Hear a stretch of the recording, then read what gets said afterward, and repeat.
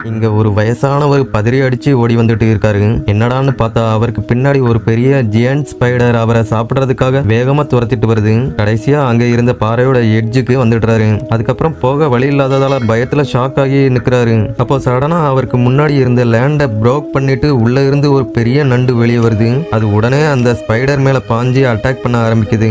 ரெண்டு ராட்சச மிருகங்களும் பயங்கரமா சண்டை போட ஆரம்பிக்குதுங்க.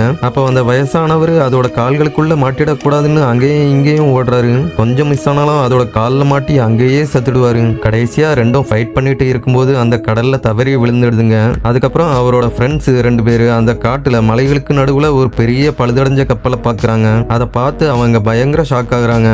ஏன்னா இந்த கப்பல் பல வருஷத்துக்கு முன்னாடியே கடல்ல மூழ்கிட்டுன்னு தான் ரெக்கார்ட்ஸ்ல இருக்கும். அவங்க 2 பேரும் சயின்டிஸ்ட்ங்கிறதால அந்த ஷிப்பை அவங்க இன்வெஸ்டிகேட் பண்ணலாம்னு நினைக்கிறாங்க. உடனே கப்பலுக்குள்ள போய் பாக்குறாங்க.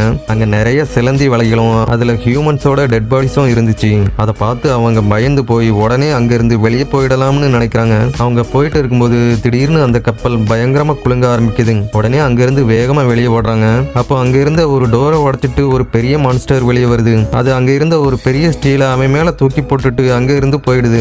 இதை பார்த்து அவனோட ஒய்ஃப் அவனை காப்பாத்த வேகமா ஓடி வர்றான். அவனுக்கு மேல இருந்த ஸ்டீல் பைப்ஸை அவ எடுத்துட்டு இருந்தப்போ அந்த ஷிப் திரும்பவும் பயங்கரமா ஷேக் ஆகுது. அப்போ அவனோட ஃப்ரெண்டு அங்க இருந்த இன்னொரு ஸ்டீல் பைப்பை எடுத்து அதை ஒரு லிவர் மாதிரி யூஸ் பண்ணி அவனை காப்பாத்துறான். அடுத்த செகண்டே அங்கிருந்து 3 பேரும் வேகமா வெளியே ஓடி வர்றாங்க.